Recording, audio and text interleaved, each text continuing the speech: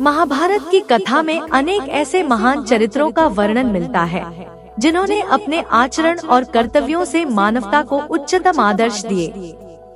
उन सभी में से एक नाम है सूर्यपुत्र कर्ण का, जिन्हें उनकी महान दानवीरता के लिए जाना जाता है। कर्ण का जीवन संघर्षों से भरा रहा, लेकिन उनके स्वभाव में परोपकार और त्याग हमेशा से बने रहे। उनकी यह विशेषता उन्हें युगों तक यादगार बनाती है।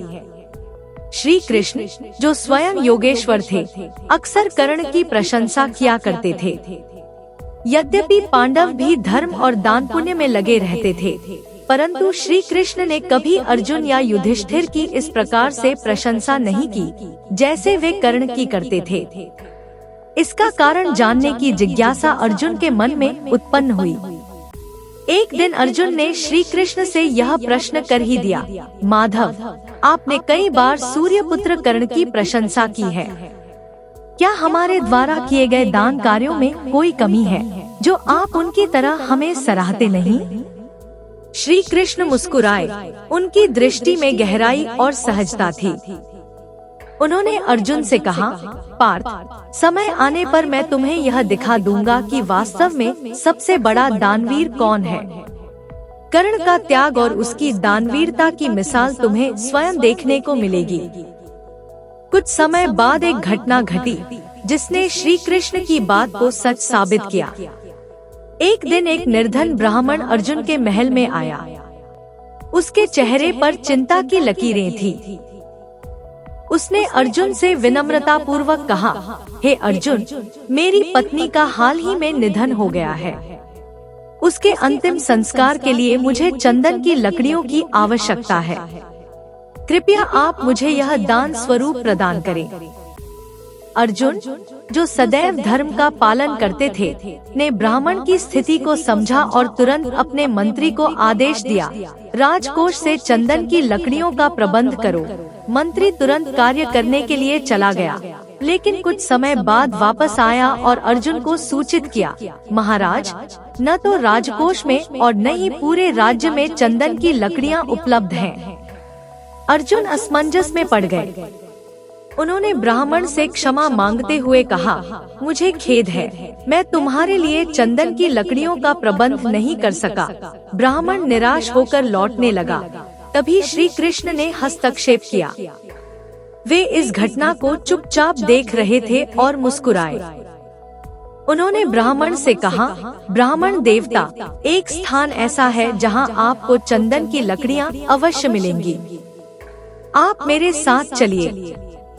श्री कृष्ण ने अर्जुन को भी अपने साथ चलने के लिए कहा और वे तीनों ब्राह्मणों के वेश में कर्ण के राज्य की ओर चल पड़े। कर्ण का दरबार उस समय अपनी साधारणता और दानशीलता के लिए प्रसिद्ध था। वहां पहुंचकर ब्राह्मण ने कर्ण से वही विनती की, हे दानवीर, मुझे अपनी पत्नी के अंतिम संस्कार के लिए चंदन की लकड़ियों की आवश्यकता है। कृपया आप मेरी सहायता करें। कर्ण, जो किसी भी याचक को निराश नहीं करते थे, तुरंत अपने मंत्री को आदेश दिया, राज्य में जहां कहीं भी चंदन की लकड़ियां उपलब्ध हों, उनका प्रबंध करो। मंत्री खोजने के लिए निकला, लेकिन कुछ समय बाद वह भी खाली हाथ लौटा और कर्ण को बताया, महाराज, पूरे राज्य में कहीं भी चंदन की लकड़ियां नहीं मिल रही हैं। यह सुनकर कर्ण ने क्षण भर भी नहीं सोचा।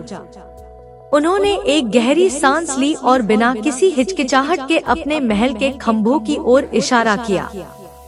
यदि राज्य में चंदन की लकड़ी नहीं है, तो इन चंदन के खंभों को तोड़कर ब्राह्मण को दान कर दो। कर्ण ने आदेश दिया।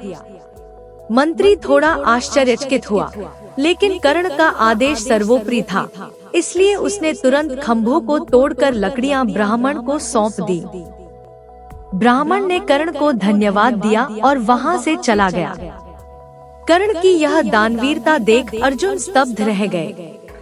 उन्होंने जो देखा वह उनके लिए एक अद्वितीय अनुभव था। श्री कृष्ण ने अर्जुन की ओर देखा और बोले, पार्थ, देखो, तुम्हारे महल में भी चंदन के खंभे हैं, लेकिन तुमने ब्राह्मण को निराश कर दिया। वहीं कर्ण ने अपनी समृद्धि के बारे में सोचे बिना अपने महल के खंभों को तोड़कर ब्राह्मण की सहायता की। यही कारण है कि कर्ण को दानवीर कहा जाता है। अर्जुन की आंखों में ग्लानि और सम्मान का मिश्रण था। उन्होंने कर्ण की दानवीरता को अब न सिर्फ सुना बल्कि अनुभव भी किया था। श्री कृष्ण ने धीरे से कहा, सच्चा दान वह नहीं है जो समृद्धि में किया जाता है, बल्कि सच्चा दान वही है जो अभाव में भी बिना किसी स्वार्थ के किया जाता है। कर्ण ने यह कई बार सिद्ध किया है। यह कथा हमें एक महत्वपूर्ण शिक्षा देती है कि दान का सच्चा अर्थ तभी है जब वह निस्वार्थ भावना से किया जाए। यह उस त्याग का प्रतीक होता है जिसमें व्यक्ति अपने सुख सुविधाओं का परित्याग कर दूसरों की सहायता के लिए तत्पर रहता है। कर्ण का जीवन संघर्षों से भरा था, लेकिन उनकी दानशीलता और परोपकार के कारण वह महाभारत के इतिहास में एक अमिट छाप छोड़ गए।